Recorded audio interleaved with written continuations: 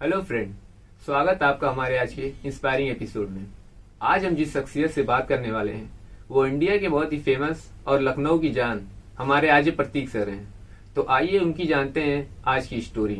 उनके बारे में जहां तक हमने रिसर्च किया है कि उन्होंने अपनी एक सरकारी नौकरी छोड़कर आज वो आरजे प्रतीक बने हैं। तो इसके पीछे उनका क्या कारण है और क्या वो बताना चाह रहे हैं अपनी स्टोरी के थ्रू, आइए उन्हें जानते हैं। सबसे पहले बहुत बहुत स्वागत है आरजे सर आपका। Thank you so much Saqib, और आपका भी बहुत बहुत शुक्रिया। आपने मुझे इस लायक समझा कि मेरी कहानी आपके चैनल के माध्यम से बहुत सारे लोगों तक जाए, तो आप सभी को बहुत बहुत शुक्रिया। आपका जो सवाल है कि एक सरकारी नौकरी छोड़कर, पहली चीज तो ये कि अच्छा होमवर्क करके आया है, मुझे इस बात की खुशी है। सरकारी नौकरी छोड़ने की एक कोई ऐसी खासा वजह नहीं थी। वजह ये थी कि मैं अपने लिए कुछ करना चाहता था, और जिस वक्त मेरी नौकरी लगी थी उस वक्त मैं 18 साल का ही था। तो मुझे लग रहा था कि 18 साल की उम्र में जब आप एक अच्छे जगह सेट हो जाते हैं तो फिर बहुत जल्दी सेट हो जाते हैं, जल्दी शादी हो जाती है, जल्दी बच्चे हो जाते हैं, लाइफ में जल्दी जल्दी चीजें हो जाती हैं। और फिर क्या होता है, मुझे पता नहीं क्यों ऐसा लग रहा था कि मैं किसी और चीज के लिए, वो आम सी जिंदगी के लिए, जहां भीड़ का हिस्सा, मैं उसके लिए नहीं हूँ, भीड़ से अलग कुछ करने के लिए शायद इस दुनिया में आया हूँ। तो मैंने कुछ ऐसे ही करना चाहा और मैंने भीड़ से कुछ अलग चुना, और मेरे घर वालों ने उसमें मेरा साथ दिया। हालांकि यहाँ पे भी, जहां पर भी मैं बैठा हूँ, यहाँ पर भी आना इतना आसान नहीं था। बहुत सारे रिजेक्शन, 8 बार मैं रिजेक्ट हुआ हूँ सेम नौकरी के लिए। It was not easy. और आज का भी काम आसान नहीं। लोगों को लगता है रेडियो में क्या है, बोल दिया, ये कर दिया, वो कर दिया। लेकिन हाँ, मुझे कोई बहुत मुश्किल नहीं लगती है मेरे काम में, क्योंकि मैं बहुत दिल से काम करता हूँ जो भी करता हूँ, और पैशन है मेरा।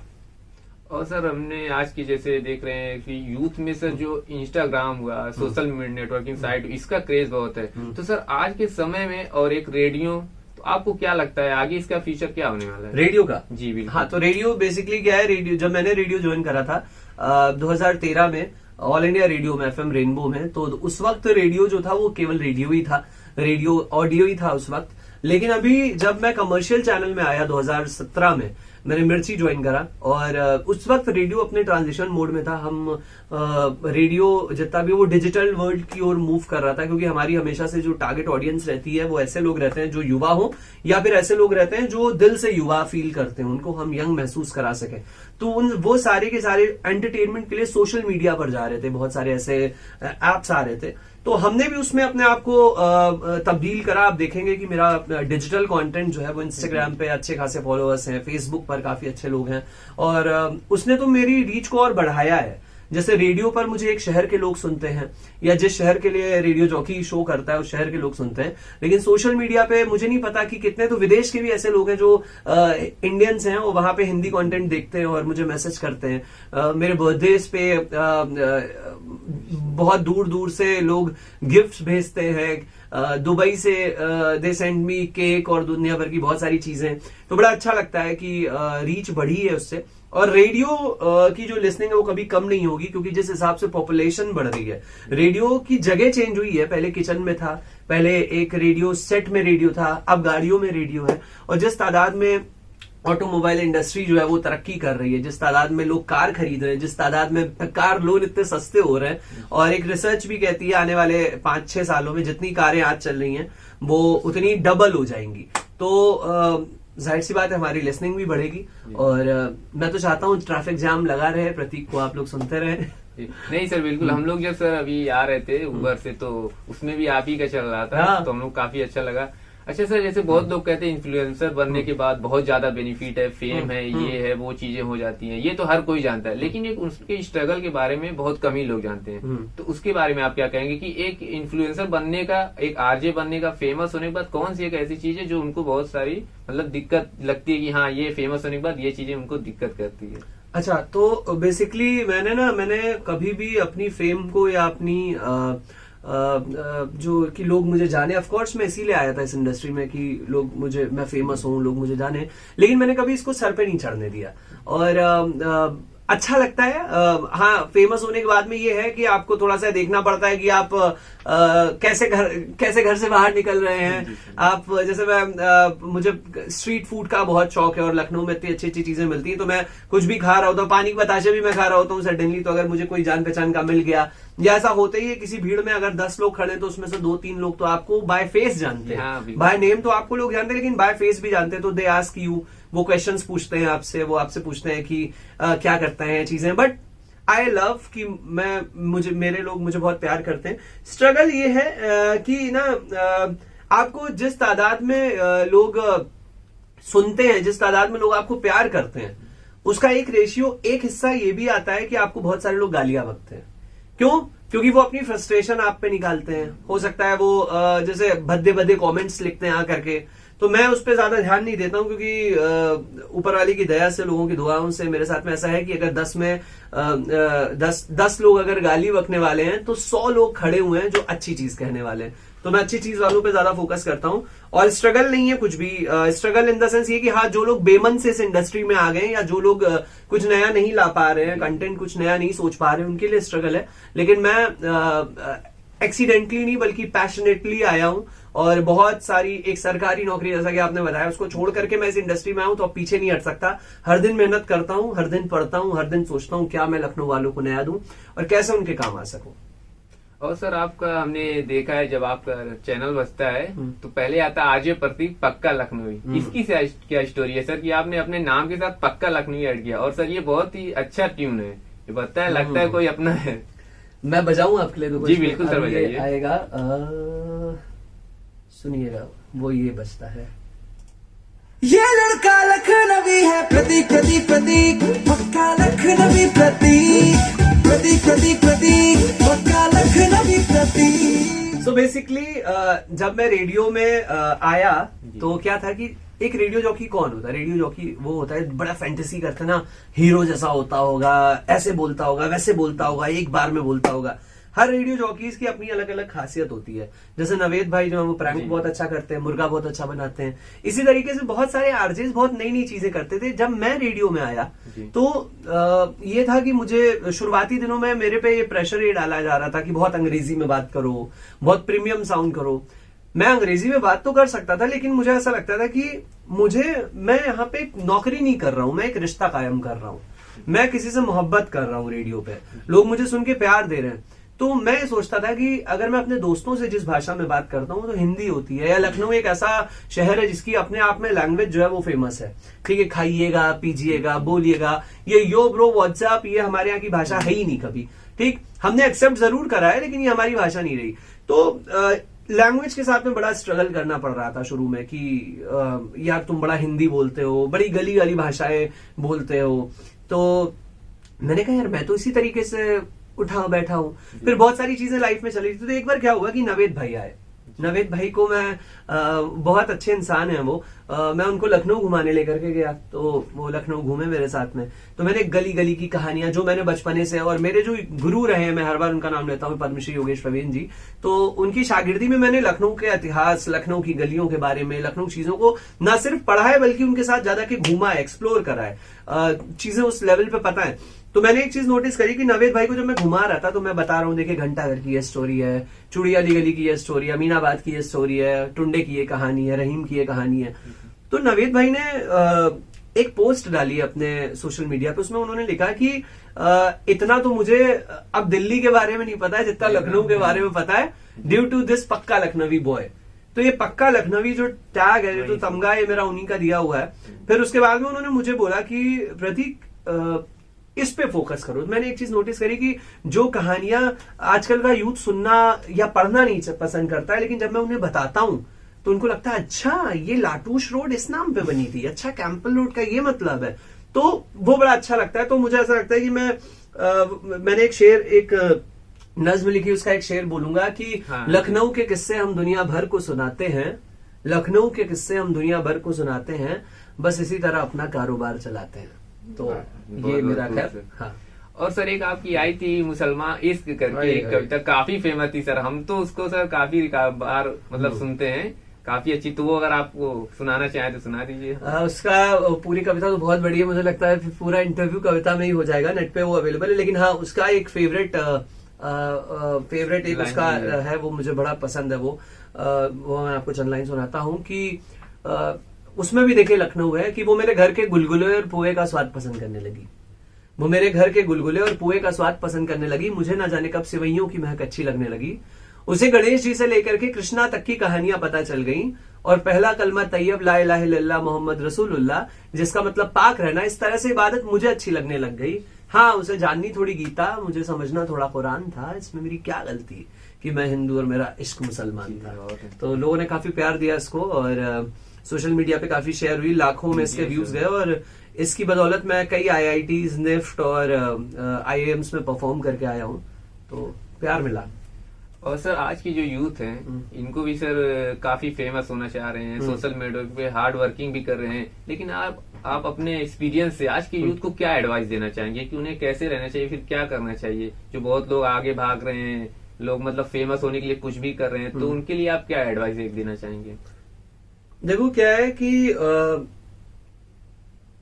एक वक्त था, जैसे मैंने बताया ना कि मैं रेडियो मिर्ची में आने के लिए 8 बार रिजेक्ट हुआ हूँ, 9वीं बार में मिला। तो ये जो 8 रिजेक्शन है ना, ये आज भी जब मैं सुबह आता हूँ स्टूडियो अपने, तो लोग मुझसे कहते हैं कि हर दिन आते हो, इतनी एक्साइटमेंट कहां से लाते हो? तो मैं कहता हूं कि मैं वो दिन याद करता हूं जिस दिन ये सपना देखा करता था, क्या कभी रेडियो पे बोल पाऊंगा, क्या कभी रेडियो मिलेगा, लेकिन मेहनत करी मिला।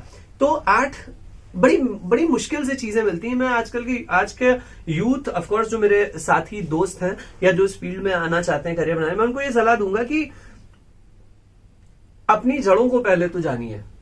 अपनी गली मोहल्ले, आप किसी प्लेटफॉर्म पर जा रहे हैं तो आप सिर्फ एक XYZ इंसान नहीं जा रहा। मैं कुछ भी कंटेंट बना रहा हूं तो सिर्फ वो एक आरजे प्रतीक नहीं जा रहा है, वो मेरे माँ बाप की तरबियत जा रही है, वो मेरे गली मोहल्ले के लोगों का साथ, मेरी संगति दिखा रहा है, वो मेरी पढ़ाई, जिन टीचर्स ने मुझे पढ़ाया है वो उनकी शिक्षा दिखा रहा है।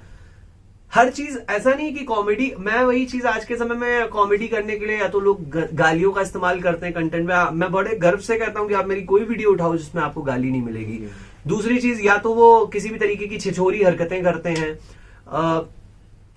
वो ठीक है, वो कर रहे हैं हर तरीके। हिंदुस्तान एक ऐसा देश है जहां पे हर तरीके की ऑडियंस, लेकिन मैं यही कहना चाहूंगा कि अच्छी चीजों के लिए जाने जाओ या कुछ ऐसा करो, क्योंकि छिछोरी चीजें ना बहुत दिनों तक चलती नहीं है। पढ़ना बहुत जरूरी है, आजकल के समय में लोग पढ़ते नहीं है, कंटेंट पढ़ना बहुत जरूरी है। मैं आज भी रोज कम से कम किताब के 20 से 25 पन्ने डेली पढ़ता हूं, तो पढ़ना बहुत जरूरी है। और अच्छे संगत के लोगों के साथ में उठना बैठना, सुनना बहुत जरूरी है। तो सुनिए जरूर, पढ़िए जरूर। और एक जो हम लोग अलग ही एक बिल्कुल पता नहीं कौन सी फैंटेसी में जी रहे हैं, हकीकत शायद कुछ और है, उसमें आइए। और ये सस्ते इन्फ्लुएंसर बन के फेक फॉलोअर्स लेकर के किसको खुश कर ले जाओगे? क्या ये चीजें लंबे समय तक चलेंगी? तो शुद्ध देशी घी से निर्मित बनिए मिलावट की दुनिया में।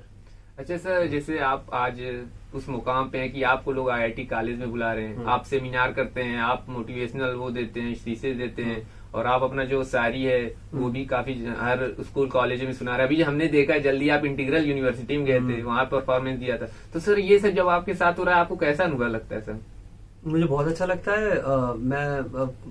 मैं पब्लिक स्पीकिंग मुझे बहुत प्यारी आती है। एक वक्त ऐसा था जब मैं माइक से बहुत डरता था। जब स्कूल में मेरे प्रोग्राम होता था 26 जनवरी या 15 अगस्त में, तो मैं पार्टिसिपेट जरूर करता था, लेकिन माइक का बहुत फियर था। और आज उसी की रोटी है और उसी से ही सब कुछ हो रहा है, सुबह शाम सब उसी से हो रही है, तो बड़ा अच्छा लगता है। मैं उस प्यार के लिए बहुत शुक्रगुजार हूं ऊपर वाले का कि हर एक को ये चीज नहीं मिलती है, लेकिन उसने मुझे दी है। और मेरे गुरु, जो रेडियो में मेरे गुरु रहे अनवारुल हसन जी, उनका एक शेर है कि शोहरत की बुलंदी भी पल भर का तमाशा है, जिस शाख पे बैठे हो वो टूट भी सकती है। तो शाख को पकड़ना, जमीन में रहना। मैं आज भी लोगों को इंस्टाग्राम, फेसबुक पे जवाब देता हूँ, उनके कॉल्स आते हैं, रिसीव करता हूँ, क्योंकि ये जो भी चीजें शोहरत वोहरत, ये शायद मैं भी हो सकता है मेरे माँ बाप की ऐसी तरबियत है कि वो कभी मेरे सर पर नहीं चढ़ी, और मैं ऐसे ही रहना चाहता हूँ। मैं बहुत बड़े लेवल पे, मैं इंटरनेशनल लेवल पर लखनऊ को रिप्रेजेंट करना चाहता हूँ। चीजें धीरे धीरे हो रही, मैं नहीं कहूँगा नहीं हो रही हैं, लेकिन यही है कि मुझे बड़ा अच्छा लगता है। और मैं एक जिम्मेदारी को एहसास करता हूँ कि हाँ, आज मुझे 10 नए लोग जाने, तो मुझे इन 10 लोगों को भी अपनी, ये मेरी वही है, जब परिवार बढ़ता है तो आपको सबका ख्याल रखना होता है। तो मैं बिल्कुल वही सोचता हूँ। बिल्कुल सर, हम लोग भी चाह रहे हैं कि आप हम लोग को, लखनऊ को, हमारे पूरे इंडिया को वर्ल्ड लेवल पर रिप्रेजेंट करें। और सर आज के जो सर यूथ है, ये सक्सेस होना तो चाह रहा है, लेकिन इसकी स्ट्रगल को नहीं देख रहा है। और सर एक चीज हमने आपकी स्टोरी से सीखा है कि जैसे आपने अपना डिसीजन लेके एक सरकारी नौकरी छोड़ के एक आरजे बनने का सपना लिया, जबकि एक हिसाब से अगर ये देखा जाए तो कोई बहुत अच्छी चीज नहीं है, लेकिन आपने ये कर साबित दिखाया कि ये मेरा मुकाम था, मैं करना चाहता और मैं आज कर दिया हूँ, इस लेवल पे हूँ। तो सर आज के यूथ को एक ट्रेडिशनल प्रोफेशन चूज करना चाहिए या अपना पैशन चूज करना चाहिए, इस पे आप क्या कहेंगे? यार बहुत अच्छे सवाल है आपके, कसम से बता रहा हूँ जाके, बहुत बढ़िया आप होमवर्क करके आए। पहले तो मैं इस चीज की बधाई दूं। मुझे लगता है कि यूथ को अगर वो अपना डिसीजन स्वयं लेना चाहिए।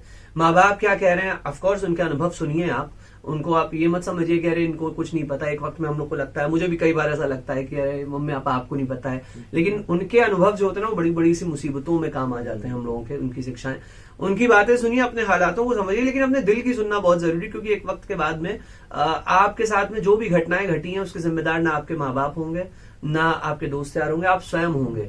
मैंने उस वक्त अगर बैंक में भी हो सकता है, मैं सोचता हूँ कभी कभी कि यार बैंक में रहते तो क्या होता, हो सकता है और भी बहुत अच्छी चीजें होती या नहीं होती या कुछ भी होता, ठीक। लेकिन आज मुझे खुशी इस बात की, मैंने अपना पैशन चुना।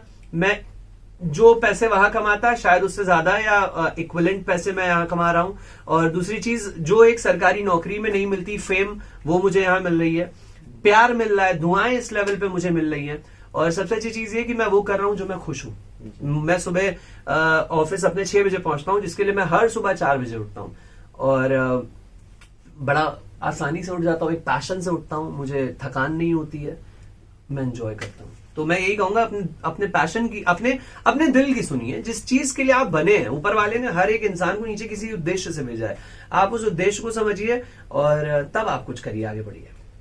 जैसे कि सर एक आरजे प्रतीक पक्का लखनवी, लगता है कि आपको लखनऊ से बहुत लगाव है, बहुत ज्यादा। तो हम ये जानना चाहेंगे लखनऊ में क्या चीजें हैं जो आपको सबसे ज्यादा पसंद है, या फिर क्या चीजें जो बाहर से अगर लोग आए तो आप उनको बताना चाहेंगे कि हाँ ये खाएं या फिर ये देखें?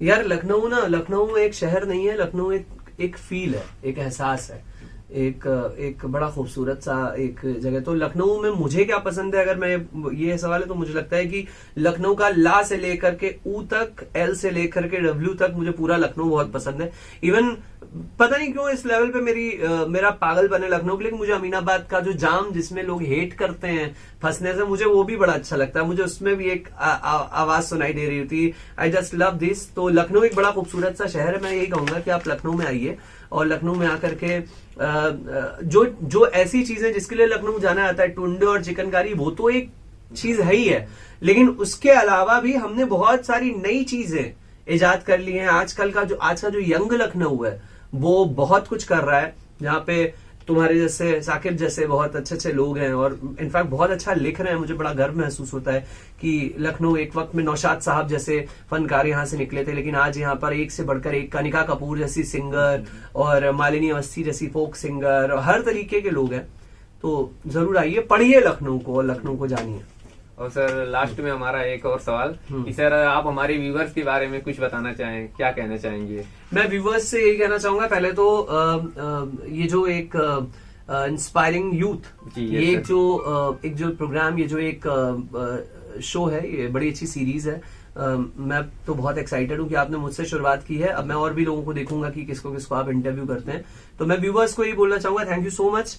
इनके चैनल को जरूर आप सब्सक्राइब करिए, क्योंकि वही चीज है, आप चाहते हो ना कि अच्छा कंटेंट आए, तो अच्छा कंटेंट कैसे आएगा? जब आप सपोर्ट करोगे। मैं भी जब कंटेंट बनाता हूँ तो मेरी व्यूज जब अच्छे जाते हैं तो मुझे और अच्छा बनाने का एक मोटिवेशन मिलता है। तो आप इनको सब्सक्राइब करिए, इनको लाइक करिए, इनको बताइए, इनकी कमियां भी बताइए। ये नहीं कि सिर्फ अच्छा नाइस वीडियो, नाइस ये वो नहीं, आपको कोई कमी लग रही है आप वो भी बताइए। आप मुझे कोई अगर मैसेज पहुंचाना चाहते हैं, मैं अपने काम को और कैसे अच्छे करूं, अगर आप मेरे लिए कोई सलाह है तो आप मुझे दीजिए। और खुश रहिए, लाइफ में खुश रहना बहुत जरूरी है। और खुद से एक वादा करिए, जो मैं करता हूं, कि हर दिन किसी न एक इंसान की मुस्कान की वजह आप होंगे। तो वो ढूंढिए आप किस तरीके से कर सकते हो। सोसाइटी में सेल्फिश होके मत आइए कि मैं, मेरी बीवी, मेरे बच्चे, मेरा पैसा, मेरी गर्लफ्रेंड, मेरा बॉयफ्रेंड, नहीं यार। बहुत कुछ करने के लिए बड़ा आपको ऊपर वाले ने भेजा है नीचे, तो कुछ तो करो यार। बहुत बहुत धन्यवाद। Thank you Saqib. तो हम सर को तो आप लोग जानते ही हैं, तो हम इनका सर का डिस्क्रिप्शन भी दे देंगे। आप लोग सर को और इंस्पिरेशन लेने के लिए सर को इंस्टाग्राम पे फॉलो करिए, हम लिंक दे देंगे सर के इंस्टाग्राम का। थैंक यू सो मच देखने के लिए। Thank you.